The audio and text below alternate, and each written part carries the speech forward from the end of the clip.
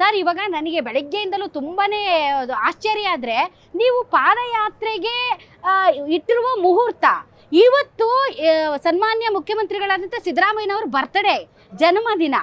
ಕಳೆದ 2 ವರ್ಷಗಳ ಹಿಂದೆ ಇದೇ ದಿನ ಸಿದ್ದರಾಮೋತ್ಸವ ನಡೆದಿತ್ತು ದಾವಣಗೆರೆಯಲ್ಲಿ. ಇವತ್ತು ಸಿದ್ದರಾಮಯ್ಯನವರನ್ನ ಅಳಗಾಡಿಸೋದಕ್ಕೆ, ಅವ್ರನ್ನ ಕುರ್ಚಿಯಿಂದ ಕೆಳಗಿಡಿಸೋದಕ್ಕೆ ಅವ್ರದೇ ಬರ್ತ್ಡೇ ದಿನ ಮುಹೂರ್ತ ಇಟ್ಟಿದ್ದೀರಲ್ಲ, ಹೆಂಗದು? ಸಿದ್ದರಾಮಯ್ಯನವರನ್ನ ಕುರ್ಚಿಯಿಂದ ಇಳಿಸ್ಬೇಕು, ಸಿದ್ದರಾಮಯ್ಯನವರ ಕುರ್ಚಿಯನ್ನು ಅಳ್ಳಾಡಿಸ್ಬೇಕು, ಇದು ನಮ್ಮ ಉದ್ದೇಶ ಇಲ್ಲ.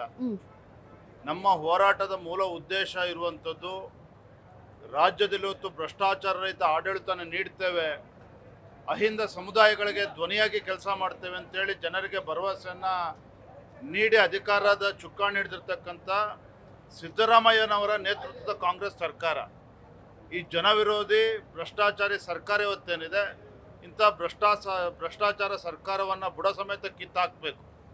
ನಾನು ಭ್ರಷ್ಟಾಚಾರದ ಬಗ್ಗೆ ನನಗಿಂತ ಮಿಗಿಲಾಗಿ ಸ್ವತಃ ಮುಖ್ಯಮಂತ್ರಿಗಳು ಸಿದ್ದರಾಮಯ್ಯನವರು ಸದನದ ಒಳಗಡೆ ಇವತ್ತು ಒಪ್ಕೊಂಡಿದ್ದಾರೆ. ವಾಲ್ಮೀಕಿ ಅಭಿವೃದ್ಧಿ ನಿಗಮದಲ್ಲಿ ಇವತ್ತು ಹಗರಣ ಆಗಿದೆ, ಆದರೆ BJPಯವರು ಹೇಳೋ ಥರ 187 ಕೋಟಿ ಅಲ್ಲ 87 ಕೋಟಿ ಹಗರಣ ಆಗಿದೆ ಅಂತೇಳಿ ಸ್ವತಃ ಮುಖ್ಯಮಂತ್ರಿಗಳು ಒಪ್ಕೊಂಡಿದ್ದಾರೆ.